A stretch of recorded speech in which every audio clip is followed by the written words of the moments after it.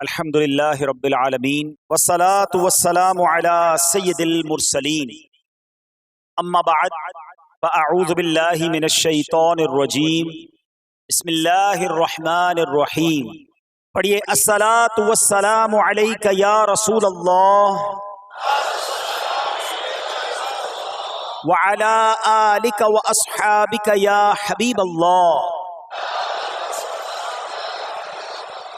الصلاة والسلام علیک یا نبی اللہ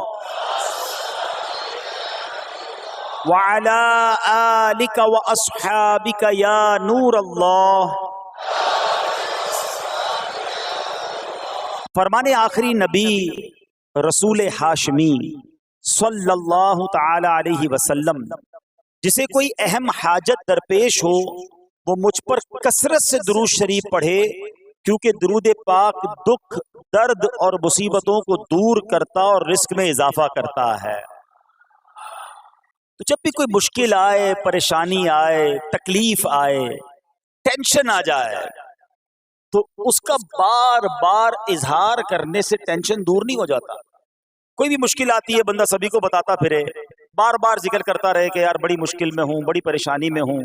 شاعر کہتے ہیں نا کہ دکھوں نے تم کو جو گھیرا ہو تو درود پڑھو، دکھوں نے تم کو جو گھیرا ہو تو درود پڑھو، جو حاضری کی تمنا ہو تو درود پڑھو.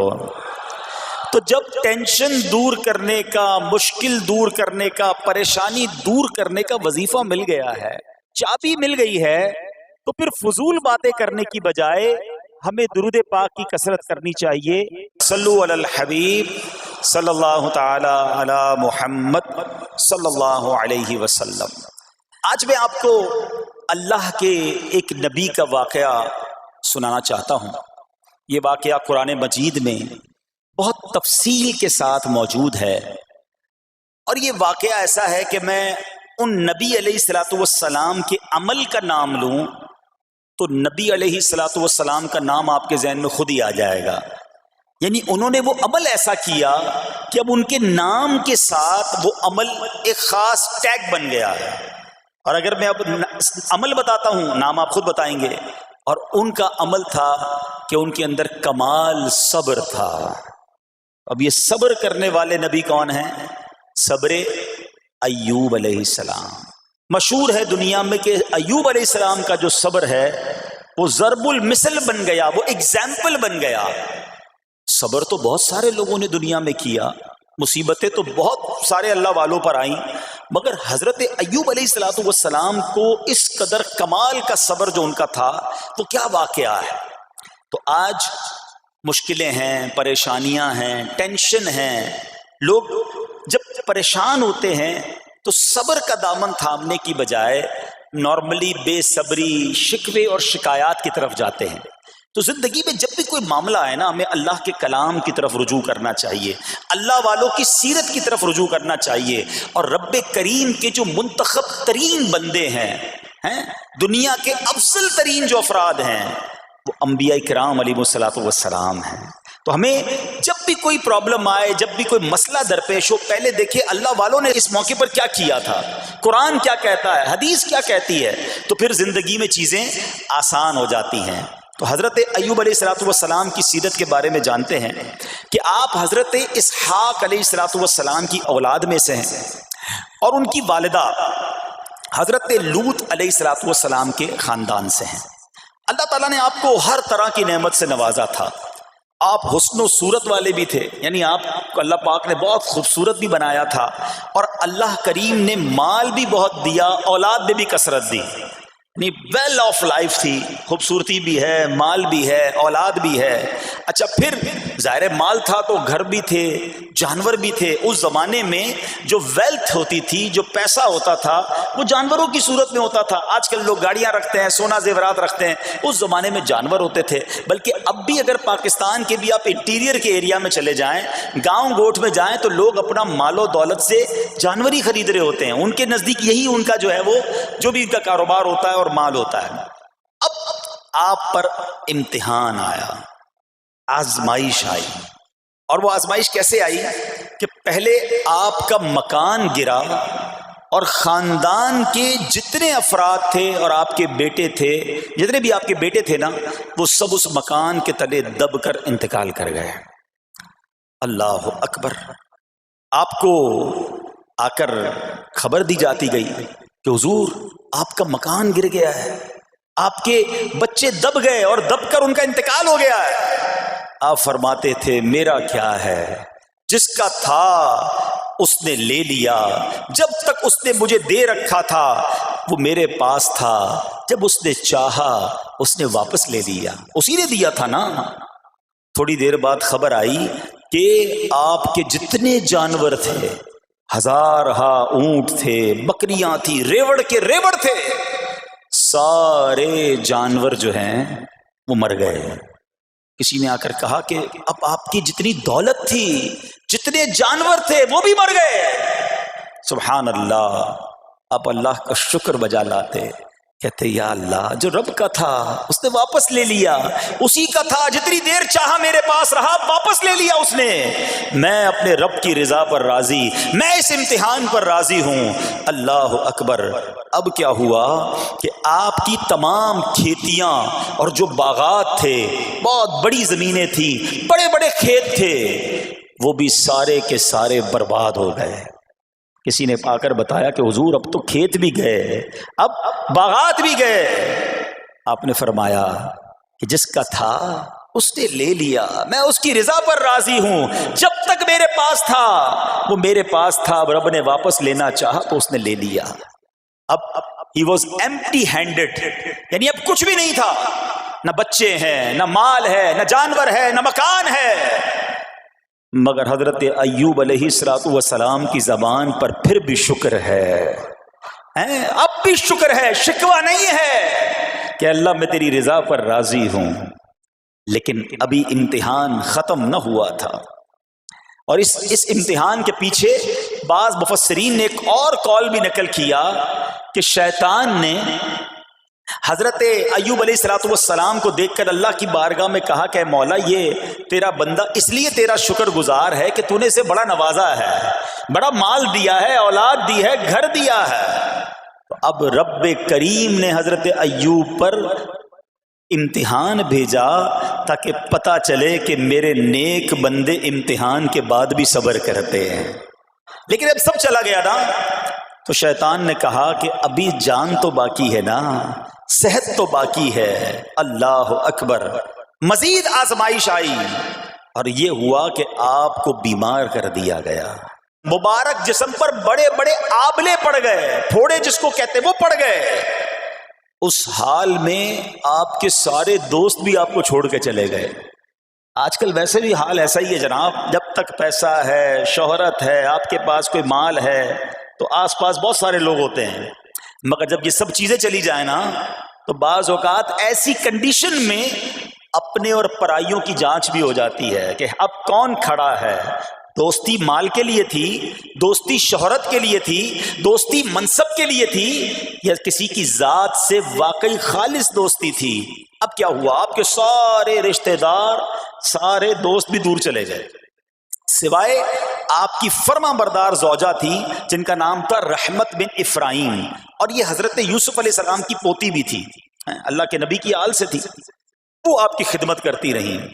اب جسم پر پھوڑے ہیں، آبلے ہیں، ایک بیوی ہے، نہ پیسہ ہے، نہ مال ہے، نہ بچے ہیں، واٹ ایور جو تھا سب ختم، مگر زبان ہے کہ اس پر پھر بھی اللہ کا ذکر جاری ہے، پھر بھی شکر جاری ہے، پھر بھی صبر ہے۔ بات کرنا آسان ہے جناب، مشکل آئے اور صبر کرے بندہ، اصل امتحان یہ ہے۔ زباں پر شکوائے رنجو علم لایا نہیں کرتے، زباں پر شکوائے رنجو علم لایا نہیں کرتے، نبی کے نام لیوا غم سے گھبرایا نہیں کرتے۔ ہم میں سے کسی پر ایسی آزمائش نہیں آئی نا، چھوٹی موٹی آزمائشیں تو آتی رہیں گی۔ ایک بات یاد رکھنا، یہ زندگی کی جو گاڑی ہے نا، یہ مسائل کے پہیوں پر ہی چلتی ہے۔ ہمیں بعض اوقات کسی کی گاڑی، کسی کا مکان، کسی کا خوبصورت چہرہ، کسی کی مسکراہٹ دیکھ کر لگتا ہے یار یہ تو دنیا کا سب سے سخی آدمی ہے۔ ایسا نہیں، تو یہ نہ سمجھے کہ سارا جہان جناب سخی ہے اور میں اکیلا دکھی ہوں، ایسا نہیں ہوتا، بلکہ ہر اس جہاں میں تقریباً ہر بندہ ایسا ہوتا ہے جس کے ساتھ کوئی نہ کوئی دکھ لگا ہوا ہوتا ہے، کوئی نہ کوئی پریشانی ہے، کسی کو مال کی پریشانی، کسی کو روزگار کی پریشانی، کسی کو بیماری لگی ہے، کسی کو اور ٹینشن ہے۔ تو یہ کبھی بھی نہ سوچے کہ میں زندگی گزاروں گا اور کوئی ٹینشن نہیں آئے گی۔ تیار رہو امتحان کے لیے، امتحان ضرور آنا ہے۔ اب کمال یہ ہے کہ اس امتحان میں پاس کون ہوتا ہے۔ حضرت ابراہیم پر امتحان آیا، زبان پر صبر ہے، شکر ہے، شکوہ نہیں ہے۔ اب کیا ہوا کہ آپ کا سال ہاں سال تک یہ محال رہا، یہ 2-4 مہینے کا پرابلم نہیں تھا، کئی سال تک آپ بیمار رہے۔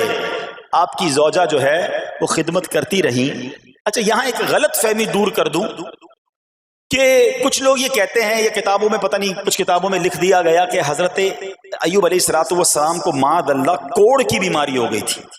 ایسا بالکل نہیں تھا، کوڑ کی بیماری نہیں ہوئی تھی، بلکہ نہ کوڑ ہوا نہ جزام ہوا، آپ کو جسم پر پھوڑے پھنسیاں جن کو کہتے ہیں آبلے نکل آئے تھے۔ کیونکہ کوڑ کی بیماری وہ ہوتی ہے کہ جس سے لوگ نفرت یا حقارت کرتے ہیں۔ اللہ کے کسی بھی نبی کو کبھی بھی کوئی ایسی بیماری نہیں ہوئی جس کی وجہ سے لوگ اس سے حقارت یا نفرت کریں یا دور بھاگیں، کیونکہ اللہ نے ان نفوس قدسیہ کو، ان نیک بندوں کو، ان منتخب شخصیات کو لوگوں کی ہدایت کے لیے بھیجا ہے۔ ان کو کبھی کوئی ایسی چیز نہیں ہوئی کہ جس سے لوگ گھن کھا کر دور بھاگیں، تو یہ بالکل غلط ہے۔ البتہ آپ کے جسم پر آبلے تھے، پھوڑے تھی، اور اللہ اکبر آپ اس حال میں کیا رب سے عرض کرتے تھے؟ آپ عرض کرتے تھے، قرآن میں یہ الفاظ موجود ہیں، انی مسنی الضر وانت ارحم الراحمین۔ ترجمہ کیا ہے؟ مجھے تکلیف پہنچی اور تو سب مہر والوں سے بڑھ کر مہر والا ہے، رحم کرنے والوں میں سب سے بڑھ کر رحم کرنے والا ہے۔ یعنی اللہ کی بارگاہ میں یہ عرض کرتے تھے، یا اللہ تکلیف پہنچی ہے، رحم تو نے کرنا ہے، تو ارحم الراحمین ہے، زمانے سے نہیں کہتے تھے۔ یہاں ایک اور پرابلم ہے، میں کوئی مسئلہ ہوتا ہے، پرابلم آتی ہے، ہم ساری دنیا سے کہتے ہیں یہ مسئلہ ہو گیا، یہ پرابلم ہو گئی۔ نہیں، ساری دنیا میں سے کوئی آپ کا مسئلہ حل نہیں کر سکتا۔ اس سے بات کرو نا جو مسائل کو حل کرنے والا ہے، اس سے عرض کرو نا جو مصیبت کو دور کرنے والا ہے۔ ادھر ادھر جانے کی بجائے پرابلم یہ ہے، جب بھی مشکل آتی ہے ہم سب کے پاس جاتے ہیں، ہم رب کے پاس نہیں جاتے ہیں۔ جاؤ اس کے پاس جو حل المشکلات ہے، جو مصیبتوں کو حل کرنے والا ہے، اس کی بارگاہ میں فریاد کرو۔ وہ شاعر کتنی پیاری بات لکھتے ہیں نا، یہ بہت سارے لوگوں کے لیے درس ہے جو اپنی پرابلمز کے لیے دنیا والوں کے پاس جاتے ہیں۔ ارے اگر پکارنا ہے تو اللہ کی بارگاہ میں پکارو، التجا کرنی ہے تو اللہ کے حبیب سے عرض کرو نا۔ شاعر لکھتے ہیں، کسی کا احسان کیوں اٹھائیں، کسی کو حالات کیوں بتائیں، کسی کا احسان کیوں اٹھائیں، کسی کو حالات کیوں بتائیں، تمہیں سے مانگیں گے تم ہی دو گے، تمہارے در سے ہی لو لگی ہے۔ ہم اللہ کی بارگاہ میں عرض کریں، اللہ کے حبیب کی بارگاہ میں لو لگائیں۔ دنیا والوں کے پاس کچھ نہیں رکھا، لیکن ہم دنیا والوں کو بتا کر اپنے صبر کا ثواب بھی ضائع کر دیتے ہیں۔ دیکھو حضرت ایوب علیہ السلام کا صبر، کسی سے نہ کہا، اللہ کی بارگاہ میں عرض کرتے رہے۔ اب آپ کی آزمائش کا وقت پورا ہوتا ہے، دعا کرتے رہے، التجا کرتے رہے، صبر کرتے رہے۔ حکم ہوا کہ اپنا پاؤں زمین پر مارو۔ حضرت ایوب علیہ السلام نے پاؤں زمین پر مارا تو زمین سے ایک چشمہ پھوٹ اٹھا۔ حکم الہی سے حکم دیا گیا کہ اب اس پانی سے غسل کرو۔ آپ نے جب اس پانی سے غسل کیا تو آپ کی تمام بیماریاں دور ہو گئیں۔ پھر آپ 40 قدم چلے، دوبارہ زمین پر قدم مارنے کا حکم دیا۔ قدم مارتے ہی ایک اور خوبصورت لذیذ ٹھنڈے پانی کا چشمہ نمودار ہوا۔ پانی ٹھنڈا، میٹھا اور لذیذ تھا۔ اب آپ نے وہ پانی پیا تو آپ کے باطن میں نور ہی نور پیدا ہو گیا، اور آپ کو اعلیٰ درجے کی صحت و نورانیت حاصل ہو گئی۔ اور سنو، میرا رب تو قادر ہے نا، اللہ تعالیٰ نے آپ کی وہ ساری اولاد جو دب کر کئی سال پہلے مر گئی تھی، انتقال فرما گئے تھے، اللہ نے ان تمام اولاد کو پھر زندہ فرما دیا، اور آپ کی بیوی کو دوبارہ جوانی بخشی، اور اب اس کے بعد بھی آپ کی کثیر اولاد ہوئی۔ سنو سنو، جو جانور چلے گئے تھے نا، اللہ نے مویشی، اسباب و خزانہ اس سے زیادہ آپ کو پھر سے عطا فرما دیا۔ صبر کیا تھا نا، ان اللہ مع الصابرین۔ اچھا، یاد سب کو ہے یہ آیت، بچپن سے یاد ہے، اللہ صابروں کے ساتھ ہے، صبر کرنے والوں کے ساتھ ہے، مگر صبر کرنا نہیں ہے، इम्तिहान आना है तो सब्र करना नहीं है, आयत सबको पता है। अच्छा, जिसके साथ प्रॉब्लम हो जाए ना, उसको भी बंदा दर्स देने जा रहा होता है, भाई सब्र करना, अल्लाह आपको सब्र दे, लेकिन जब इस पर इम्तिहान आता तो ये सब्र करता नहीं है। दूसरों को दर्स दे रहा था, आज तेरी बारी आई है ना, तो सब्र का दामन ना छोड़ें। मैं आपको एक बात सवाल पूछना चाहता हूं, आजकल हम बड़े लोगों से ताल्लुकात क्यों बनाने की कोशिश करते हैं? यार जब कोई मुश्किल टाइम आएगा ना तो ये बंदा काम आएगा, ये पैसे वाला दोस्त है, ये इसके ताल्लुकात बहुत हैं, इसकी गवर्नमेंट में बात है, इसकी वकीलों में बात है, 4-5 ऐसे दोस्त होने चाहिए। ये डॉक्टरों के अंदर बड़ी अच्छी इसकी दोस्ती है, कोई डॉक्टर का भी काम आएगा तो ये बंदा काम आ जाएगा। हम दुनिया वालों से ताल्लुकात इसलिए बनाते हैं ताकि यार मुसीबत आए तो ये बंदा काम आए, और नॉर्मली अक्सर ऐसा होता है कि जिससे उम्मीद रखी होती है मुसीबत के वक्त वो गायब हो जाता है। लेकिन रब खुद कुरान में फरमा रहा है, इन्नल्लाह मअस्साबिरीन, सब्र कर लो, अल्लाह की रहमत तुम्हारे साथ हो जाएगी। अब मैं आपसे सवाल करता हूं, दुनिया के ताल्लुकात हों ये जरूरी है या ये फायदेमंद है, या बंदा सब्र कर ले तो अल्लाह की रहमत साथ हो जाए, सारे गम वैसे ही दूर हो जाएंगे? सब्र, इसको नहीं छोड़ना है। तो हजरत अय्यूब अलैहिस्सलाम की जिंदगी में एक और वाकया ये हुआ कि जब आप बीमार थे, आपको पता है जब बंदा बीमार होता है तो बाज़ औक़ात उसकी तबीयत में कैफियत भी होती हैं, तो आपने अपनी ज़ौजा को पुकारा, तो आपकी ज़ौजा कुछ देर में हाजिर हुई, तो आपने जलाल में आकर उसको 100 दुर्रे, अपनी ज़ौजा को 100 कोड़े मारने की कसम खा ली। अब जब सेहत आ गई तो कसम तो आपने खाई हुई थी, तो अब क्या करते? उस बीवी ने तो खिदमत भी बहुत की थी, अब उसे कोई खास कैफियत थी, आपने कसम उठा ली थी। तो सुभान अल्लाह, अय्यूब अलैहिस्सलाम को अल्लाह करीम ने कुरान में क्या हुक्म दिया कि ए अय्यूब, आप एक यानी 100, जिसको कहते हैं तिनके, 100 तिनकों वाली झाड़ू लें और उस झाड़ू को एक मर्तबा अपनी बीवी को मार दीजिए, तो आपकी कसम जो है वो पूरी हो जाएगी, यानी कसम का कफ़ारा नहीं देना होगा। अल्लाह अकबर। अल्लाह ने उस नबी अलैहिस्सलाम की फर्मा बरदार बीवी की जो सज़ा थी या जो मामला था उसको कितना आसान फरमा दिया। तो रब्बे करीम ने कुरान मजीद फुरकान हमीद में इसको किस तरह बयान फरमाया, वख़ुज़ बियदिका दिग़फ़न फ़द्रिब बिही वला तहनस, फरमाया कि अपने हाथ में एक झाड़ू लेकर उसे मार दे और कसम न तोड़। इन्ना वजदनाहु साबिरा, फरमाया हमने इसे साबिर पाया। निअमल अब्द, क्या अच्छा बंदा। इन्नहु अव्वाब, बेशक वो बहुत रुजू लाने वाला है। अरे आज दुनिया किसी को कहे ये सब्र वाला है, हजरत अय्यूब की शान देखो कि रब फरमा रहा है कुरान में, इन्ना वजदनाहु साबिरा, और हमने अय्यूब को सब्र करने वाला पाया, साबिर पाया। अल्लाह हजरत अय्यूब के सब्र के सदके हमें भी साबिरीन में शामिल फरमा ले। अल्लाह अकबर, सुभान अल्लाह। और रब्बे करीम ने जो अव्वाब फरमाया, उलमा कहते हैं कि ये अव्वाब के लाजवाब खिताब को जो आपके सरे मुबारक पर एक ताज की तरह रख दिया गया, क्योंकि अव्वाब के माना क्या है? इन्नहु अव्वाब, बेशक वो बहुत रुजू लाने वाला है। अल्लाह अकबर। सब्र किया तो रब ने कैसे कैसे अलकाब जो हैं वो कुरान में अता फरमाए। यहाँ एक और बात भी सीखने वाली है कि हजरत अय्यूब अलैहिस्सलाम के सब्र का कमाल यह है कि कुरान में जिक्र आ गया, अब सुबह कयामत तक हाफिज तिलावत करेंगे, तरावी में कुरान पढ़ा जाएगा, जब भी कुरान की तिलावत दुनिया के कोने कोने में की जाएगी, कयामत तक हजरत अय्यूब के सब्र का जिक्र होता रहेगा। जब आप सब्र करते हैं, अल्लाह रसूल को राजी कर लेते हैं, अल्लाह उन नामों को बुलंद फरमा देता है। बहरहाल मेरे प्यारे इस्लामी भाइयों, अब यहाँ थोड़ा सा एक शरई मसला भी समझ लें। बाज़ औक़ात है कि आप लफ्ज़ सुनते हैं हीला। अच्छा, कुछ लोग जब ये लफ्ज़ हीला सुनते हैं तो कंफ्यूज हो जाते हैं, यार ये क्या, एक काम करना था उसको एक और तरीके से कर दिया, हमें समझ नहीं आ रहा। अजीब अजीब सी लोग बातें करते हैं। सुभान अल्लाह। उलमा फरमाते हैं, पहले हीले का मसला समझ लें। फतावा आलमगीरी में है, जो हीला किसी का हक मारने या उसमें शुबा पैदा करने या बातिल जरिए से फरेब देने के लिए किया जाए वो मकरूह है, और जो हीला इसलिए किया जाए कि आदमी हराम से बच जाए या हलाल को हासिल कर ले वो अच्छा है। इन्नमल अमालु बिन्नियात, गलत नीयत से हीला कि किसी का हक दबा लो या मादअल्लाह ज़कात अदाई ना करनी पड़े, तो अल्लाह को कोई धोखा नहीं दे सकता, अल्लाह देख रहा है कि इसकी नीयत क्या है। लेकिन हीला इसलिए है کہ حرام سے بچ جائے، حلال حاصل کر لیا جائے، تو اس کی جو جواز کی صورتیں ہیں علماء نے فرمایا یہ آیت اس میں دلیل ہے. اور آیت کیا تھی؟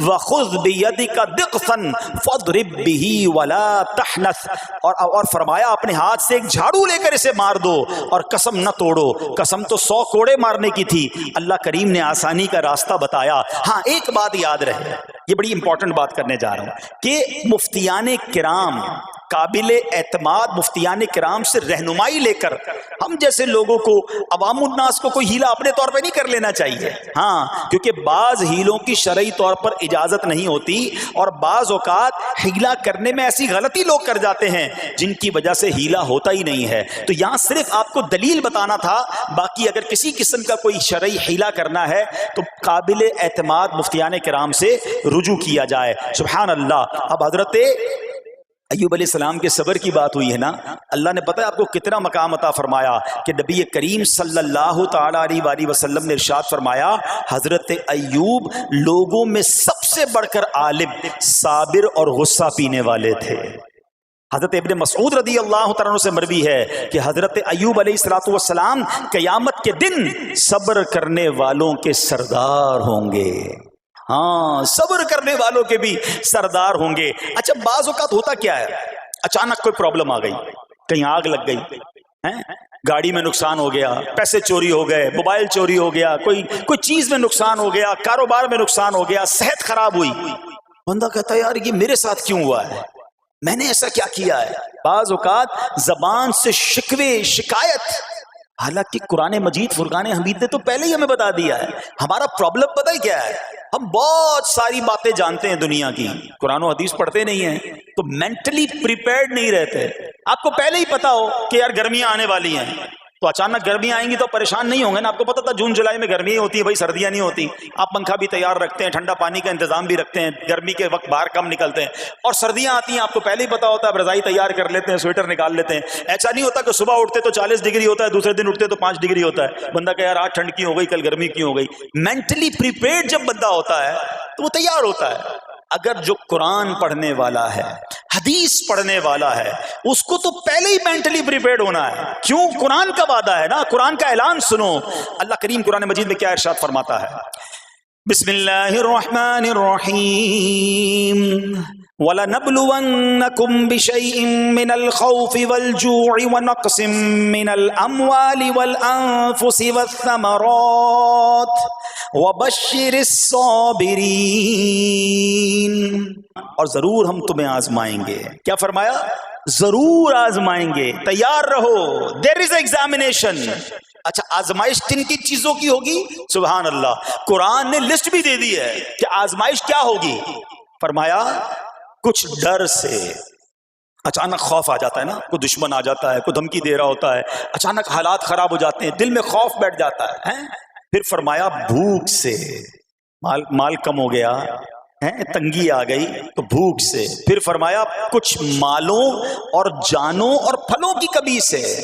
کبھی کاروبار میں نقصان ہوگا، کبھی کسی کے باغات ہے تو باغ فصل اجڑ سکتی ہے، آپ کو کوئی نقصان ہو سکتا ہے، کسی جگہ آگ لگ سکتی ہے، اور جانوں کی کمی سے بیماری بھی آ سکتی ہے. مگر آگے کیا فرمایا؟ وَبَشِّرِ الصَّابِرِينَ. خوشخبری سنا ان صبر والوں کو. اور جب سبحان اللہ یہ ایگزام آتا ہے نا، جو اس ایگزام سے نکل جاتا ہے تو رب نے فرمایا خوشخبری ہے. اللہ اکبر. ہم نے زندگی میں دیکھا ہے جس نے مصیبت پر صبر کیا، اللہ کی رضا پر راضی رہا، اللہ نے مشکل سے بھی نکالا اور پہلے سے اسے زیادہ عطا فرما دیا. ہمارا پرابلم ہی ہم ٹیسٹ میں فیل ہو جاتے ہیں. جیسے ہی امتحان شروع ہوا، واویلا شروع، شور شروع، شکوے شروع. سب کو بتانا، حالانکہ کر کوئی نہیں سکتا لیکن سب کو بتائیں گے. نہ کرو ایسا، میں جانوں میرا رب جانے، مجھے کیوں کسی کو بتانا ہے. ہاں وہ کریم ہے، وہ دیکھ رہا ہے کہ میرا بندہ صبر کر رہا ہے. سبحان اللہ. حضرت سیدنا امام ابو جعفر محمد بن جریر طبری تفسیر طبری میں اس آیت مبارک کے تحت فرماتے ہیں، یعنی ہم تمہیں دشمن کے خوف، قحط سالی، شدید بھوک و فقر و فاقہ، فصلوں کی کمی، مقاصد کے حصول میں مشکلات، کفار سے جنگ کے دوران افرادی قوت میں کمی اور اہل و عیال کی موت وغیرہ کے ذریعے آزمائیں گے. اور یہ سب چیزیں بطور امتحان ہوں گی تاکہ تمہارے سچے جھوٹوں سے اور اہل بصیرت منافقوں سے جدا ہو جائیں. یعنی اس ٹیسٹ میں پتہ چل جائے گا کون اللہ والا ہے, کون صبر والا ہے, کون اللہ کی رضا پر راضی رہنے والا ہے. سنو جب یہ تکلیف آتی ہے نا تو اس کا پھر اجر کتنا ملتا ہے. شہنشاہ نبوت مخزن جود و سخاوت صلی اللہ تعالی علیہ وسلم نے ارشاد فرمایا جو دنیا میں ہی اپنی ہر خواہش کی تکمیل کر لے تو یہ چیز آخرت میں اس کے اور اس کی خواہش کے درمیان آڑ اور پردہ بن جائے گی. اور جو مالداروں کی زینت کی طرف اپنی نگاہیں دراز کرے تو وہ آسمان والوں کے سامنے بے عزت ہو جاتا ہے. اور جو شدید بھوک پر صبر کرے اللہ عز و جل اس کو جنت الفردوس میں جہاں چاہے گا ٹھکانہ عطا فرمائے گا. ہاں, ہر چیز پوری ہو جائے, جو چاہیے وہ مل جائے, یہ نہیں ہونا چاہیے. کچھ نہ کچھ آزمائشیں آئیں گی اور اگر سب ادھر مل گیا تو ادھر پھر کیا ملے گا. ہم اللہ سے یہ دعا کرتے ہیں کہ ادھر بھی عطا فرمائے ادھر بھی محروم نہ کرے. ہاں, ہمیں ڈرتے بھی رہنا چاہیے کہ یار میں جو مانگتا ہوں ادھر مل جاتا ہے, کہیں وہاں محروم نہ رہ جاؤں. تو آزمائش آئے تو صبر کرنا چاہیے, اللہ کی رضا کے طور پہ زندگی گزارنی چاہیے. ایک بار نبی پاک علیہ الصلوۃ والسلام انصار کے پاس تشریف لے گئے تو فرمایا کیا تم مومن ہو؟ بڑا کمال کا سوال جواب ہے, ذرا غور کیجئے گا. ہمارے پاس بھی کوئی آ کر کہے کہ کیا تم مومن ہو تو ہم کیا جواب دیں گے؟ صحابہ خاموش رہے. سیدنا فاروق اعظم نے کہا حضور ہاں ہم مومن ہیں. شاید ہمارا بھی جواب یہی ہوگا مومن ہیں. مگر اگلا سوال سنو نبی پاک علیہ الصلوۃ والسلام کا. فرمایا کہ اگر تم مومن ہو تو تمہارے ایمان کی علامت کیا ہے؟ ہاں, اب ہم سے کوئی یہ سوال کرے تو ہم جواب کیسے دیں گے؟ بھائی تم کہہ رہے ہو مومن ہیں, واٹ از دا سمٹمز, کوئی نشانی کوئی علامت تو بتاؤ نا. اب یہ سوال کرنے والے کون ہیں؟ پیارے آقا صلی اللہ تعالی علیہ وآلہ وسلم. صحابہ سامنے بیٹھے ہیں. ارشاد فرمایا مومن ہو تو علامت کیا ہے؟ کیا شاندار جواب دیا کہ صحابہ کرام نے کہ ہم جب فراخی کی حالت ہوتی ہے نا, آسانی ہوتی ہے تو ہم شکر ادا کرتے ہیں. جب آزمائش آتا ہے, کوئی پرابلم آتی ہے, ہم صبر کرتے ہیں اور اللہ کے فیصلے پر راضی رہتے ہیں. نبی اکرم علیہ الصلوۃ والسلام نے جواب میں کیا فرمایا؟ رب کعبہ کی قسم تم مومن ہو. تو پتہ یہ چلا کہ مومن ہونے کی نشانی یہ ہے کہ جب اچھے دن آئیں تو شکر کرے اور مشکل کے دن آئیں تو اللہ کی رضا پر, اللہ کے فیصلوں پر راضی رہے, صبر کرے. اب آؤ سوال کرتے ہیں.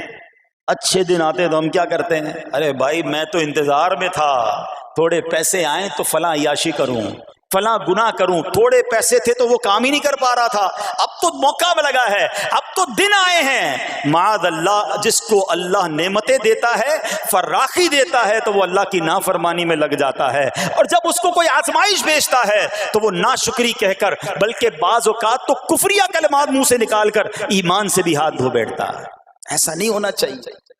عقل مند وہ ہے, یاد رکھنا کہ رب جتنی عطائیں بڑھائے ہم اتنے سجدے بڑھائیں, ہم اتنے صدقے بڑھائیں.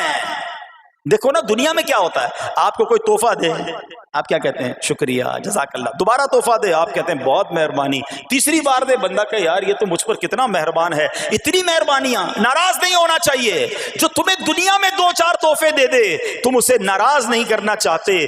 جب سے میں پیدا ہوا جب سے وہ نواز رہا ہے, وہ ناراض نہ ہو جائے اس کا کوئی خیال نہیں. وہ دیے جا رہا ہے.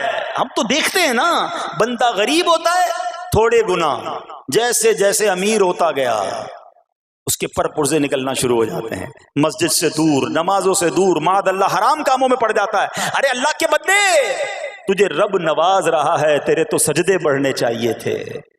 لیکن ہوتا کیا ہے, وہ عطائیں بڑھاتا ہے, لوگ خطائیں بڑھاتے ہیں. نہ کرو ایسا.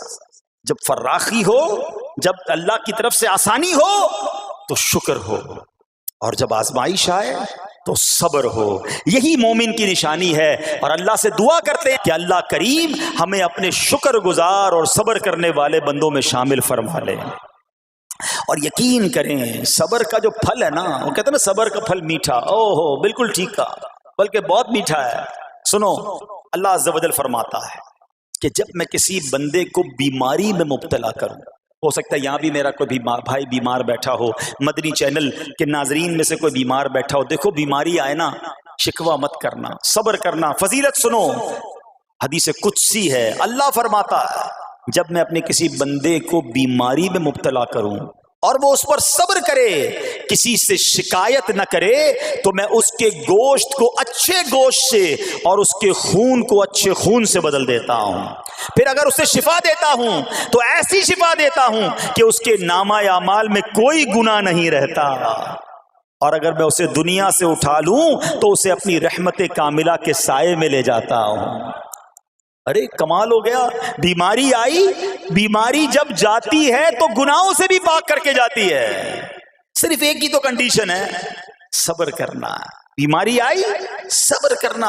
ہاں, کسی سے بات نہ کریں, شکوہ نہ کریں, اللہ کی بارگاہ میں عرض کریں مولا تیری مہربانی, ہاتھ میں درد ہے باقی جسم تو سلامت ہے, اے اللہ آنکھ میں درد ہے باقی جسم تو سلامت ہے, اے اللہ گردوں میں پرابلم ہے میرا باقی جسم تو سلامت ہے, یہ بھی تیری مہربانی ہے. اللہ کرے کہ ہم شکر گزار بندے بن جائیں, کیونکہ یہ بیماری تو ہمارے گناہ معاف کروانے آئی تھی, مگر افسوس یہ ہے کہ جو گناہ معاف کروانے والا کام ہمارے ساتھ ہوا اس میں بھی ہم نے اللہ کو ناراض کر دیا اور شکوے شکایات کی. سنو اس نے اخلاق کے پیکر نبیوں کے تاجور صلی اللہ تعالی علیہ وسلم نے ارشاد فرمایا, ابھی تو صرف بیماری کی بات ہوئی نا, اب آؤ اگر کسی کو کاروبار میں نقصان ہو گیا, کسی کے پیسے کم ہو گئے, کسی کی جان و مال کا کوئی نقصان ہوا, کوئی آگ وغیرہ لگ گئی, سنو اللہ کے حبیب علیہ الصلوۃ والسلام فرماتے ہیں کہ اللہ ارشاد فرماتا ہے, پھر حدیث قدسی ہے کہ جب میں اپنے کسی بندے کے بدن یا اس کے مال یا اس کی اولاد کی طرف کوئی سختی بھیجوں, پھر وہ صبر جمیل کے ساتھ اس کا استقبال کرے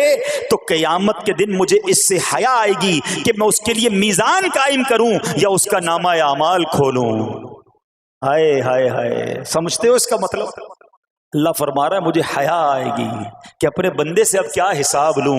جب آزمائش بھیجی تھی تو اس نے صبر کیا تھا, اس نے شکوہ نہیں کیا تھا. خدا کی قسم میں آپ سے پوچھتا ہوں, میرا کوئی نقصان ہو جائے اور قیامت کے دن میرا نامہ اعمال نہ کھولا جائے, مجھے اللہ کی بارگاہ میں حساب نہ دینا پڑے, مجھے بتاؤ یہ دنیا کے حساب نقصان کی کیا حیثیت ہے اگر ادھر بخشا جائے. سنو تو صحیح, رب فرما رہا ہے کہ مجھے حیا آتی ہے کہ اس کے لیے میزان قائم کروں یا اس کا نامہ اعمال کھولوں. ارے یہ ساری دنیا کی دولت, یہ ساری دنیا کی آسائش ایک طرف, اگر قیامت کے دن حساب کتاب میں آسانی مل جائے, اللہ بلا حساب جنت میں داخل کر دے, اس سے بڑھ کر کوئی نعمت نہیں. مگر آج افسوس یہ ہوتا ہے کہ اگر کسی پر امتحان آتا ہے وہ اس امتحان میں فیل ہو جاتا ہے. اس حدیث میں ایک لفظ استعمال ہوا صبر جمیل کے ساتھ. اب یہ بھی بڑا مسئلہ ہے کہ لوگوں کو یہی نہیں پتا کہ صبر جمیل ہے کیا. لوگ کہتے تو بہت ہیں, اللہ پاک آپ کو صبر جمیل عطا فرمائے. اب اس سے پوچھو بھائی صبر جمیل کی تعریف کیا ہے, تو پھر تعریف نہیں پتا ہوتی. یہ کسی جمیل بھائی کا صبر نہیں ہے کہ جس کو صبر جمیل کہا جاتا ہے. صبر جمیل کی تعریف سمجھو. علماء کہتے ہیں کسی مصیبت زدہ اور غیر مصیبت زدہ کو برابر میں دیکھو, مگر دونوں میں کوئی فرق نظر رہا ہے.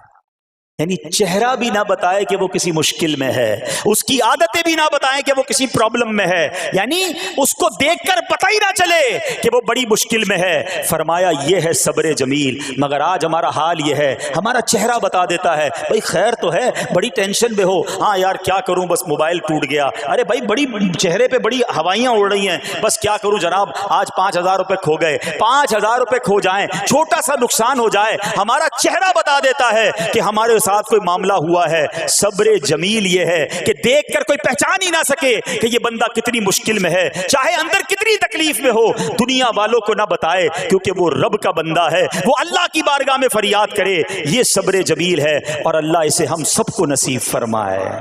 ہاں یہ بڑی کمال کی بات ہے.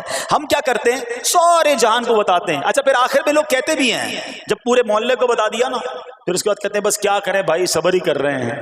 اب آپ صبر نہیں کر رہے حضرت, ہاں آپ کا صبر چلا گیا, آپ نے ساری دنیا کو تو بتا دیا.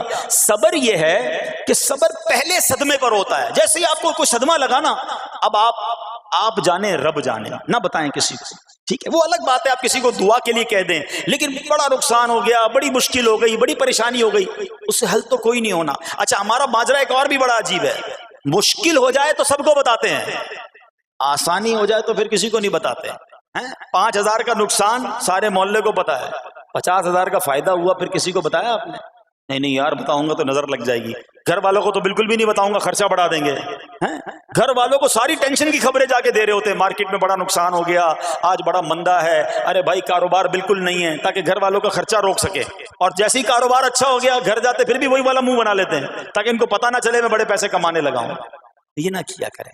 ہاں ٹینشن آپ کسی کو بتا کر اپنا صرف ثواب ضائع کرتے ہیں، باقی کچھ نہیں ہوتا.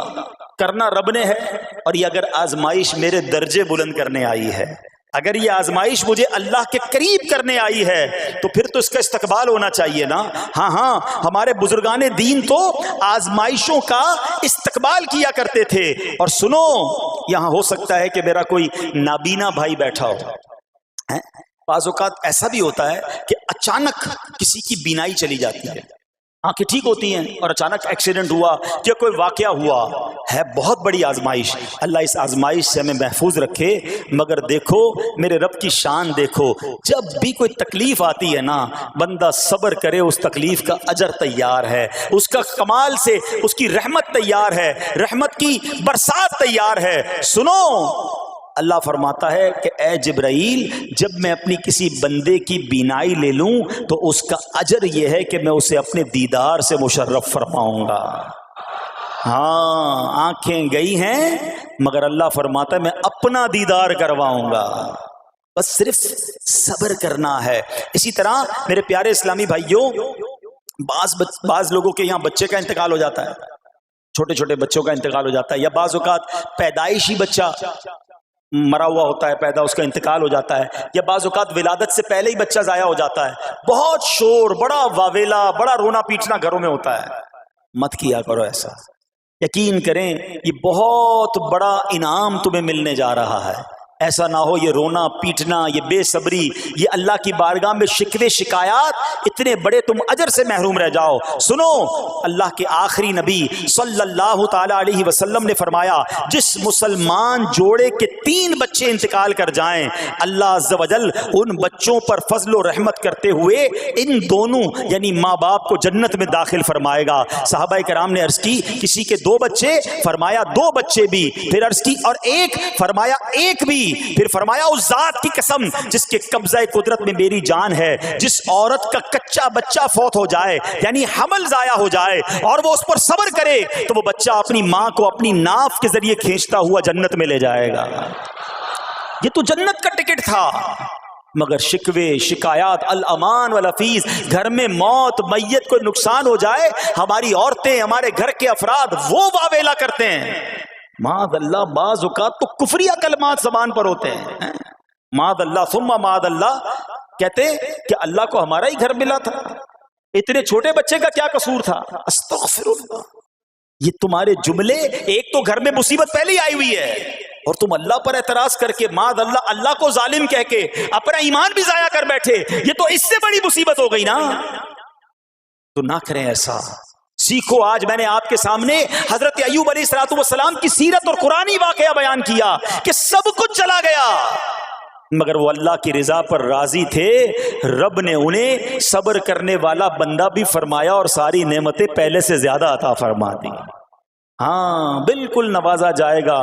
صبر کا دامن اگر نہ چھوڑیں. سنو ہمارے اسلاف کیسے صبر کرتے تھے. حضرت سیدنا فتح موصلی رحمت اللہ تعالی علیہ کی زوجہ محترمہ رضی اللہ تعالی عنہا کا پاؤں پھسل گیا اور ان کا ناخن ٹوٹ گیا. وہ مسکرانے لگی. اللہ اکبر. کبھی کبھی ہمارا بھی ناخن ٹوٹا ہوگا، بہت تکلیف ہوتی ہے. ناخن ٹوٹے تو جان نکل جاتی ہے مگر آپ مسکرانے لگی. کسی نے پوچھا کہ آپ کو ناخن ٹوٹنے کا درد نہیں ہوا، آپ مسکرا رہی ہیں؟ تو فرماتی ہیں کہ اس درد پر جو ثواب ملے گا نا، مجھے درد پر صبر کروں گی اور جو مجھے اس پر ثواب ملے گا تو اس ثواب کے تصور نے میرے درد کی تلخی کو دور کر دیا. ہائے ہائے ہائے، یہ ہیں اللہ والے. ہاں صبر کرنا کوئی ان سے سیکھے.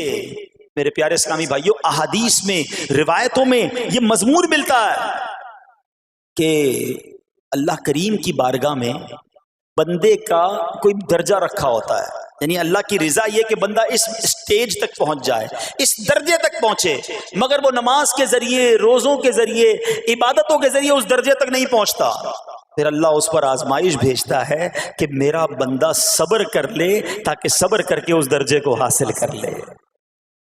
ہائے ہائے، یعنی مجھ پر کوئی آزمائش آئی تھی میرے درجے بڑھانے، مگر ہائے میری بے صبری کہ میں نے وہ درجہ پانے کا موقع ضائع کر دیا، میں نے وہ ثواب پانے کا موقع ضائع کر دیا.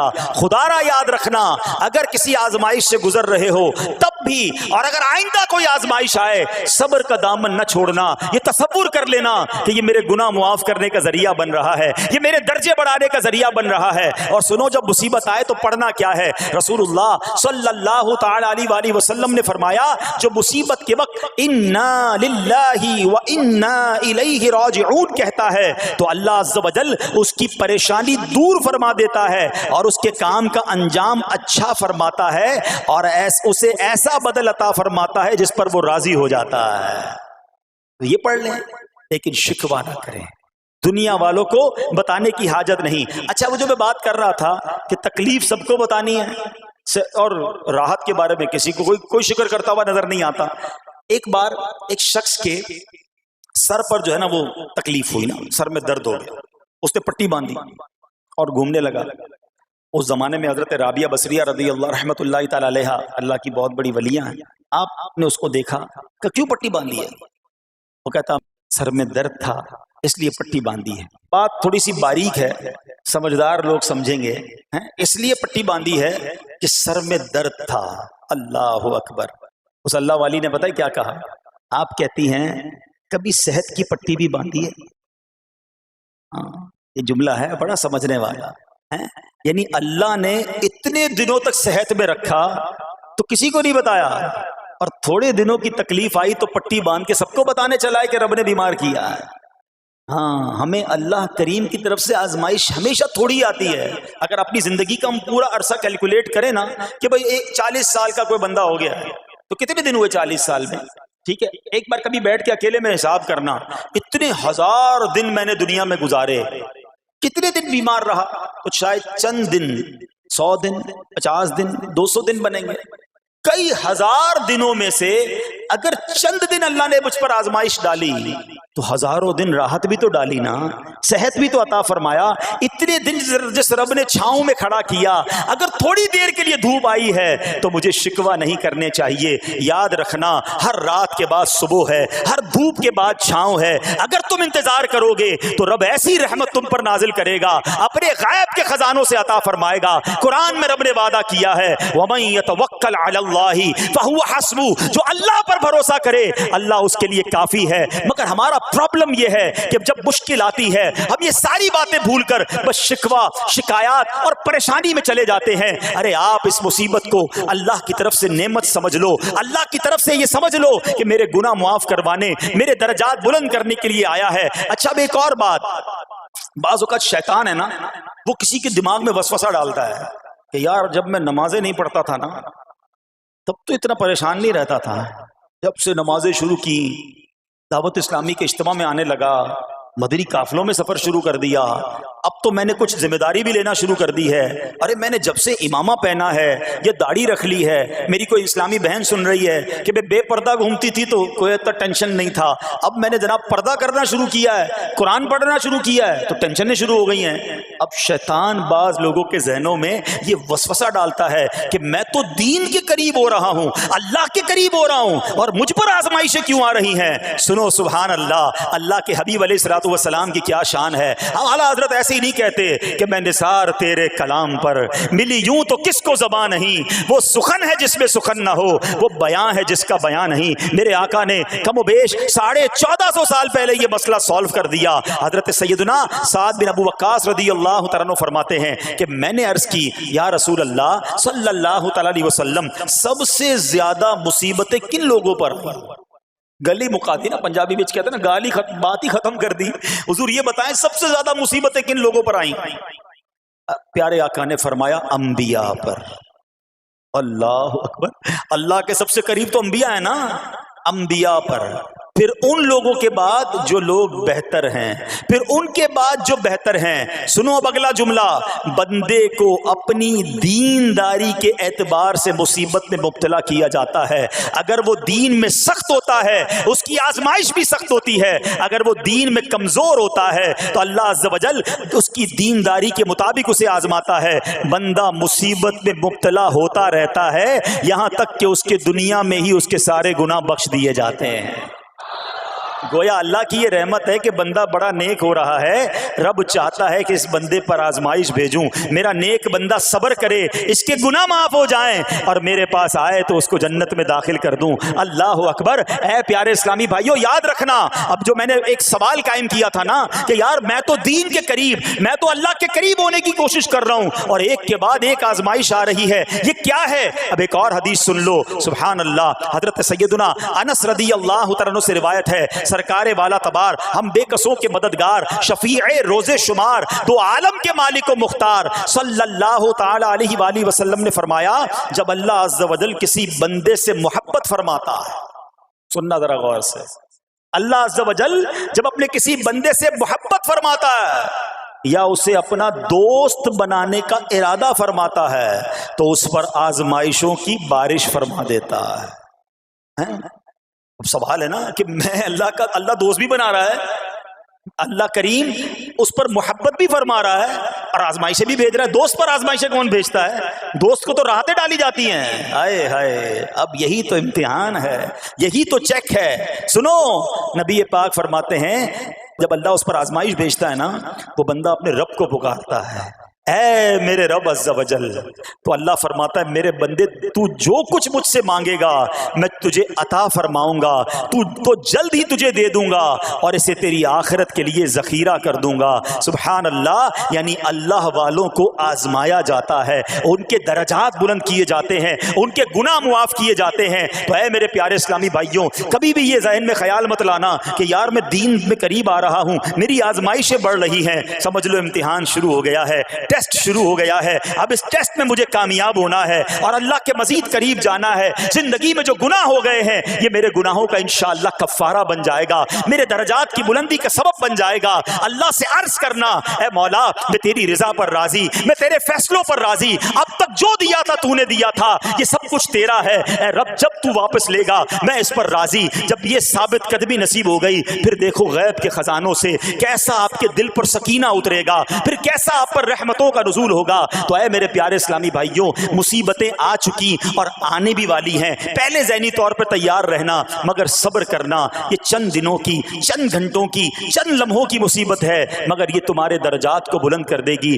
رب کریم صبر کرنے والوں کو پسند فرماتا ہے۔ اور جو میں نے بات کہی تھی کہ صبر بھی کریں اور جب اللہ کریم کی طرف سے راحتیں آ جائیں تو شکر بھی کریں، کیا شاندار رب کا قرآن میں فرمان ہے۔ اللہ فرماتا ہے وَإِذْ تَأَذَّنَ رَبُّكُمْ لَئِن شَكَرْتُمْ لَأَزِيدَنَّكُمْ وَلَئِن كَفَرْتُمْ إِنَّ عَذَابِي لَشَدِيدٌ۔ اللہ قرآن میں فرماتا ہے اور یاد کرو جب تمہارے رب نے اعلان فرما دیا کہ اگر تم میرا شکر ادا کرو گے میں تمہیں اور زیادہ عطا کروں گا۔